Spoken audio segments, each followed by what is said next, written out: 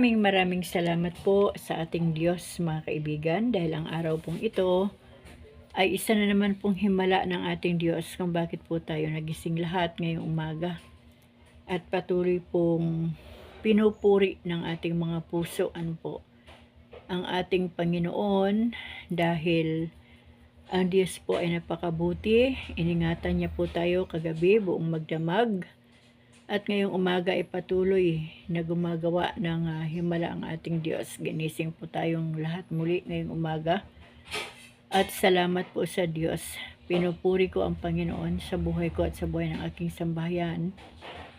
Dahil nagsimula na naman ang kanyang kabutihan sa aming mga buhay. At ganoon din naman sa inyong mga buhay, mga kaibigan ko dito sa social media. Ang Diyos po ay hindi nagtatangi. Ang kanyang pag-ibig ay para sa lahat. Ang kanyang biyaya ay para sa lahat ng kanyang mga anak. At hindi po tayo mamumulot ng mga ng mga taong mayayaman dahil ang biyaya po ng Diyos ay nakalaan sa atin. First class po yung biyaya ng Diyos para sa atin, hindi po lamang sa mga material na bagay, higit sa lahat sa spiritual at ngayong araw ay araw ng linggo, oras na naman po at araw na naman ng ating pagsamba sa ating Panginoon.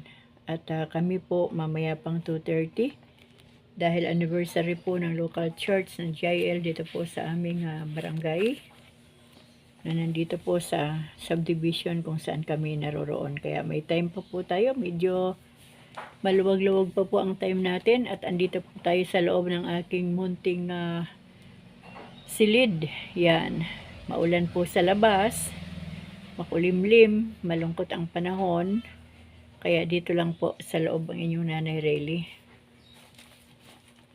Kaya mga kaibigan, muli ay inaanyayahan ko po kayo. Nabuksan na po natin ang ating mga Biblia sa aklat po ng Deuteronomio. Yan, ang hirap na po pag sa Tagalog, kung Tagalog man po ang word na ito, pero sa English, Deuteronomy. Yan, Deuteronomy. Mas mabilis pong bigkasin, po. Kaya mga kaibigan, sa gabay at patnubay ng ating Diyos at sa pagsama sa atin ng banal na Espiritu Santo, ay sisimulan ko na po itong Deuteronomio chapter 2, ang paglalakbay sa ilang. Ito na po. Tulad ng utos sa akin ni Yahweh, nagbalik tayo sa ilang tungo sa dagat ng mga tambo. Matagal din tayong naglakbay sa kaburulan ng Seir. Doon sinabi sa akin ni Yahweh, matagal na rin kayong nagpapaikot-ikot sa kaburulang ito. Ngayon, dumiretso na kayo papuntang Hilaga. Dadaan kayo sa Seir, ang lupain ng mga kamag-anak ninyo, ang lahi ni Esau. Takot sila sa inyo, ngunit mag-ingat din kayo, huwag ninyo silang didigmain, pagkat kapiraso man ng lupain nila ay hindi ko ibibigay sa inyo. Ibinigay ko na sa kanila ang kabrulan ng Seir. Babayaran ninyo ang pagkain at inuming kukunin ninyo sa kanila. Pinagpala kayo ni Yahweh sa lahat ng inyong gawain at hindi niya kayo hiniwalayan sa inyong paglalakbay sa ilang sa loob ng 40 taon. Pat hindi kayo kinulang sa anumang pangangailangan. Kaya dumaan lamang tayo sa kanilang lupain at nagpatuloy sa paglalakbay palayo sa Araba, Ilat at Erison Geber. Pinuntahan natin ang ilang ng Moab at sinabi sa akin ni Yahweh, huwag rin ninyong guguluhin o sasalakayin ang mga Moabita, pagkat kapiraso man ang lupain nila ay hindi ko ibibigay sa inyo. Ang lupain ng Ar ay ibinigay ko na sa lahi ni Lot. Ang dating nakatira roon ay ang mga Imita. Sila'y marami at malalaking tulad ng lahi ni Anak, tulad ng mga Anaseo. Kilala rin sila sa tawag na Rephaim, ngunit si Imita ang tawag sa kanila ng mga Moabita. Dati nakatira rin sa Seir ang mga taga-Hur, ngunit pinuksa sila ng mga anak ni Esau at sila ang tumira roon, tulad ng ginawa ng mga Israelita sa lupaing ibinigay sa kanila ni Yahweh. Ngayon nga'y magpatuloy kayo, tumawid kayo sa batisan ng Zared at gayon nga ang ginawa natin. 38 taon ang nakalipas mula nang umalis tayo sa Kadesh Barnea hanggang sa pagtawid natin sa Zared. Tulad ng isinumpa ni Yahweh, walang natira sa mga mandirigma ng salinlahing iyon, silang lahat ay nilipol niya. Nang wala na ngang natitira sa mga mandirigma ng lahing iyon, sinabi sa akin ni Yahweh, ngayon ay tumawid na kayo sa Ar, sa hangganan ng Moab.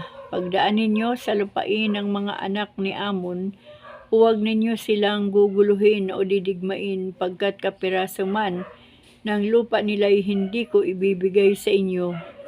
Iyon ay ibinigay ko na sa mga anak ni Lot, ni Rephaim, na ang tawag ng mga anak ni Ammon ay Sumsumeyo. Marami rin sila at malalaking tulad ng lahi ni Anak. Ngunit ipinalupig sila ni Yahweh. Itinaboy sila ng mga anak ni Ammon upang ang mga ito ang tumira roon. Gayon din ang ginawa niya para sa mga anak ni Esau, nang ang mga ito'y magpunta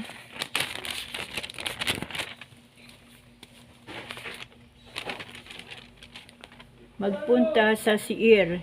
Itinaboy niya ang mga taga-Hur at ang mga anak ni Esau ang pinatira roon. Ang mga taga-Avim naman sa Gaza ay itinaboy ng mga taga-Kaltor at sila ang tumira roon. At sinabi roon ni Yahweh, magpatuloy kayo, tumawid kayo sa batis ng Ammon, mabibihag ninyo si Sihon, ang hari ng mga Amoreo at Hesbon, at masasakop ninyo ang kanyang lupain. Simulan na ninyo ang pagsakop sa lupain niya. Sisidlan ko ng takot sa inyo ang lahat ng bansa sa daigdig. Mabalitaan lamang kayo'y manginginig na sila sa takot. Nilupig ng Israel si Haring Sihon, at mula sa ilang ng Kidemot, nagpadala ako ng sugo kay Haring Sibon at aking ipinasabi, makikiraan kami sa iyong lupain, hindi kami lilihis ng daan. Babayaran namin sa iyo ang aming kakanin at inumin.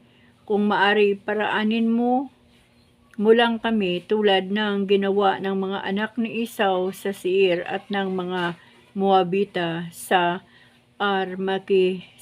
Makikiraan lamang kami. Dali po ha. Makikiraan lamang kami para makarating sa kabila ng Jordan sa lupaing ibinigay sa amin ni Yahweh na aming Diyos. Ngunit hindi niya tayo pinahintulutan. Siya'y pinagmatigas ni Yahweh para ipalupig sa atin at makuha natin ang kanyang lupain na hanggang ngayon ay sakop natin. At sinabi sa akin ni Yahweh, ito na ang simula ng pagkahulog ni Haring Sihon sa inyong mga kamay. Sakupin na ninyo ang kanyang lupain. Hinarap niya tayo sa Jahas, ngunit siya at ang kanyang mga tauhan ay nalupig natin sa tulong ni Yahweh. Nasakop natin ang kanyang mga lungsod, giniba natin ang mga ito at walang itinira isa man sa mga taga roon. Ang kanilang mga hayop at ari-arian ay sinamsam natin.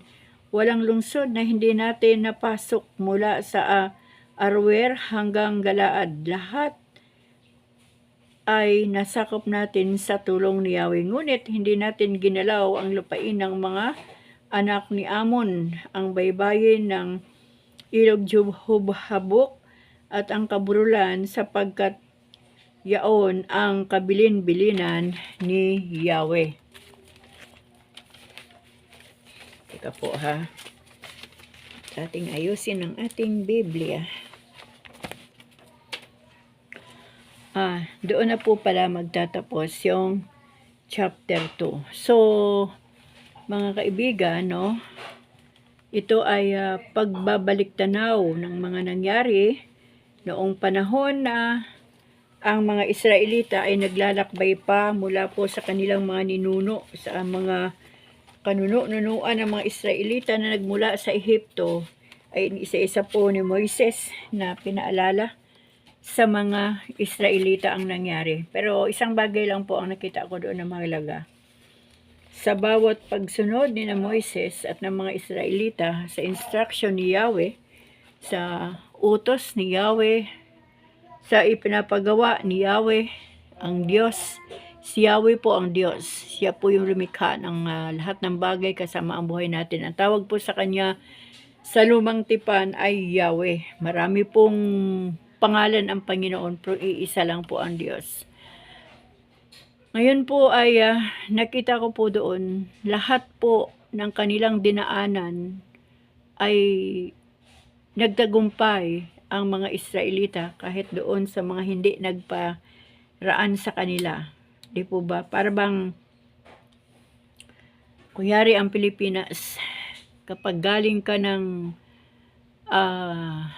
Cagayan de Oro, papunta ka ng Davao, marami ka pong mga bayan na dadaanan dyan bago ka makarating ng Davao City. Ngayon, pag hindi ka pinadaan ng bayan na yun, ay hindi ka talaga makakarating papuntang Davao City. So, ganun po sila. Kumbaga, hindi sila nanatili sa isang lugar lang, kundi ginabayan sila ng Panginoon hanggang makarating sa lupang pangako. At ang nakita ko po doon ay talagang pinapadigma talaga ng Diyos ang mga tao na ayaw mag-give way.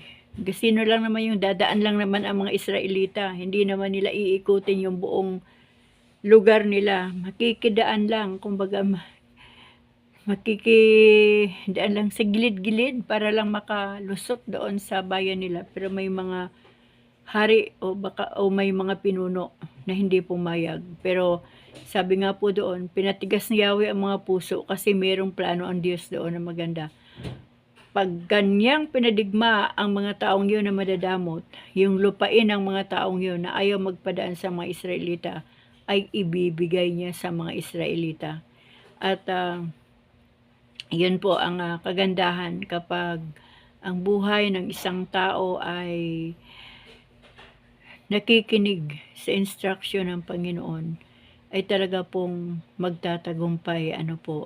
At nawa sa buhay ng isang tao na binibigyan ng Diyos ang katagumpayan sa bawat sitwasyon ng kanyang buhay. Meron pa akong illustration dito Parang estudyante.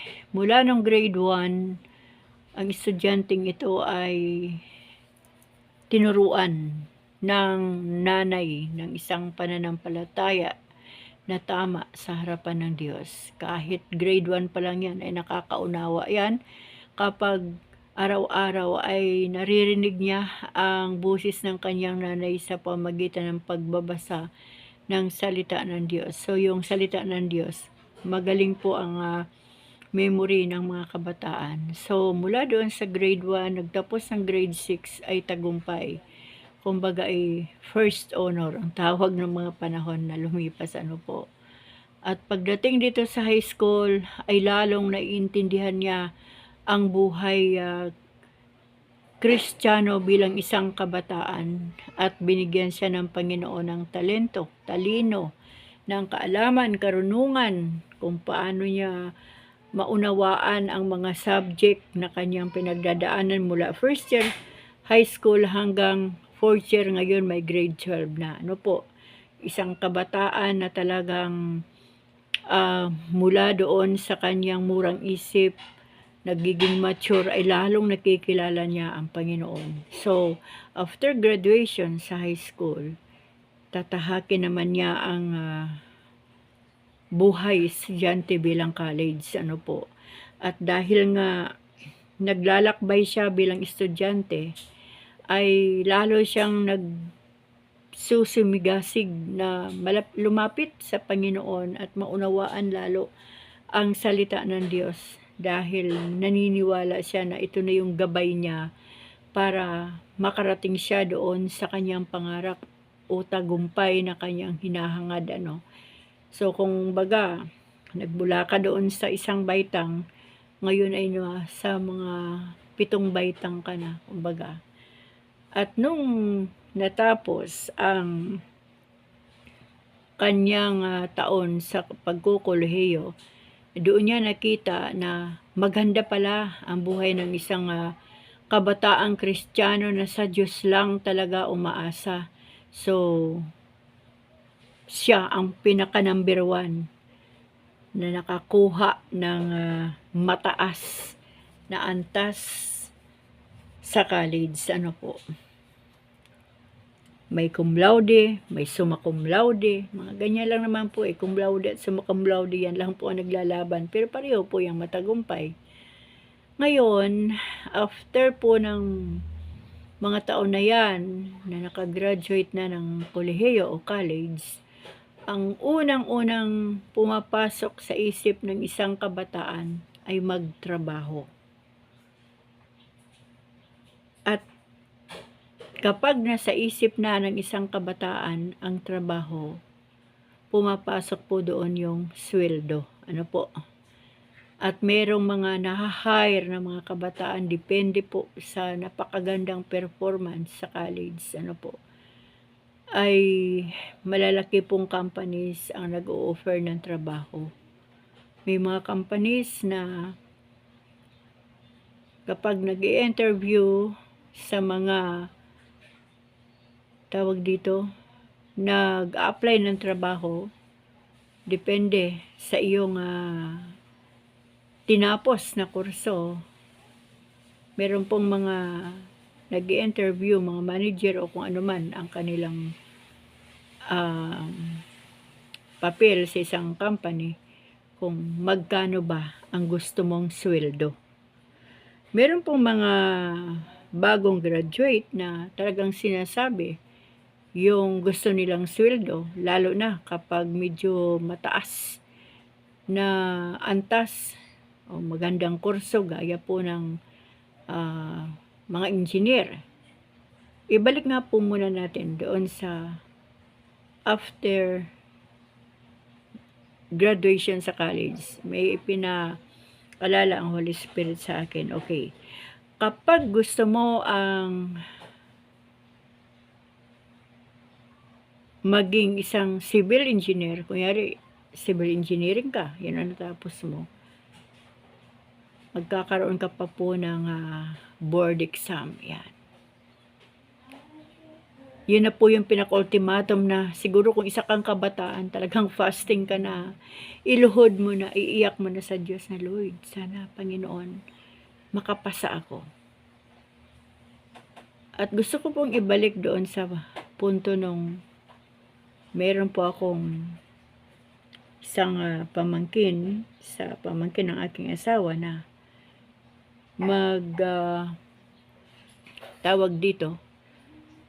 magte-take ng board exam bilang isang civil engineering.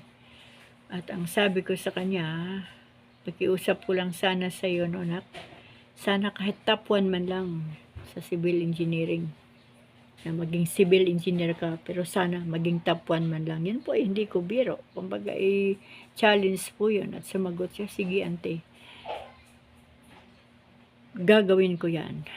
Siya po ay hindi mananampalataya na bata. Pero doon sa sinabi ko na sana, kahit top 1 man lang, maitaas mo man lang ang kalidad ng pamilya mo sa apelado, at niloob nga po ng Diyos, paglabas po ng resulta ng board exam, top 1 po talaga. At purihin ang Panginoon sa buhay ng batang yon. Ngayon ay hanggang ngayon ay napapakinabangan niya po yung kanyang pagiging civil engineer. Talaga pong mataas ang kanyang sweldo. Malalaking company po ang kumuha sa kanya. Kaya lang, hindi ko po alam kung ano po yung ibinalik niya sa Panginoon at kung ano ang nangyari. Mabait na bata. At nakalimutan niya po ako pagkatapos ng kanyang board exam at naging top 1 siya. Hindi po siya nakapagbalik ng pasasalamat o kaya baka sa Diyos nagpasalamat siya. Pero okay lang po yun. Ngayon, ang pinag-uusapan natin ngayon ay yung batang Kristiyano. Okay. Kunyari, civil engineering, Lord, ito na talaga ang pinaka-top. Kasi hindi ako pwedeng matatawag na engineer kapag hindi ako pasado. Wala akong license. So, ibinigay ng Diyos yung license, naging engineer.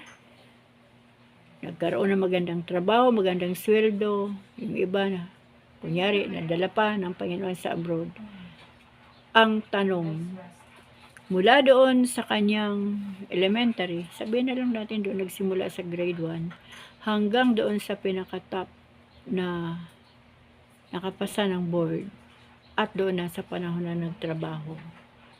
Ito po yung mensahe ko sa mga kabataang Kristiyano ngayon. At ganoon din sa mga magulang na kagaya ko. Kamusta na ang buhay ng isang kabataang Kristiyano? Nagbalik ba ng panahon para sa Panginoon? Ibinigay ba ang para sa Panginoon? Kasi di ba sinasabi ng ating Diyos sa kanyang salita, ang para kay Caesar ay para kay Caesar at ang Panginoon ay para sa Panginoon. Tignan po natin yung tithes and offering. Ano po? Marami pong pinagpala ang Diyos, dinala po sa top. Binigyan po ng Panginoon ng chance na maging maayos ang buhay. Nung wala pa ang biyaya na yon, ay panay ang pagsusumamo sa Diyos. Nagsusumikap na makalapit sa Diyos. Pero sadyang may kahinaan ang tao, mga kaibigan. Kapag nasa kamay na ng tao yung tagumpay, hindi ko po nilalahat, pero madalas nakakalimutan ng tao ang Panginoon. At dito po sa ating binasa, salamat sa Diyos kasi may pangako ang Panginoon sa mga Israelita. Sa nabasa ko po din dito sa Biblia na sabi ng Panginoon, at hindi man siya kilalanin ng mga Israelita, ay kanya itong ililigtas. Patuloy niya itong papagtagumpayin at kanyang ililigtas sa panahong ito. Kumbaga kasi yung kanilang mga ninuno, dahil sa pagsuway, ay napahamak at maraming namatay at hindi sila nakarating sa lupang ipinangako ng Diyos. Ito na mga huling henerasyon ang nakapasok, lalo na po sa panahong ito. Di po ba? At sa buhay naman natin bilang mga anak ng Diyos, nawa ay hindi maagaw ng mga material na bagay o ng mga pangarap sa buhay ng isang kabataan o ng isang tao, bata man o matanda, ano po, na nakakaunawa na ng salita ng Diyos. Nawa ay hindi maagaw ng mga material na bagay, ng pangarap ng mundo, o kung ano pa mang mga tinitikha dito sa mundo, yung ating pangarap na makauwi sa kaharian ng Panginoon, yung ating pangarap na makamtan natin ang kaligtasan at buhay na walang hanggan. Nawa ay hindi natin ipagpalit sa mga material na bagay sa mundong ito ang relasyon natin sa Panginoon, ang tunay na pananampalataya natin sa Diyos, at yung pangako ng Diyos sa buhay ng bawat tao. Kasi sabi ko nga, mapalad ang mga Israelita kasi kakaiba talaga yung pangako sa kanila ng Diyos. Pero tayo bilang mga Pilipino, na hindi naman pinangakuan ng Diyos na sinasabi niya na, o mga Pilipino, kahit hindi niyo ako kilalanin, ililigtas ko kayo. Wala pong ganong pangako ang Diyos sa mga Pilipino at sa ibang mga lahi. Kundi tayo pong lahat ay magsusumikap para po makalapit sa ating Panginoon, na sa lahat ng ating iniisip, sa lahat ng ating ginagawa ay ang Diyos talaga ang una. Sa Diyos tayo nagtitiwala at hindi sa ating sariling kakayahan. Kaya mga kaibigan, ang ating spiritual na pamumuhay ay nagsimula din naman sa grade 1 hanggang sa bawat mga pagsubok na dumadaan sa ating buhay ay paunti-unti pumapasa tayo.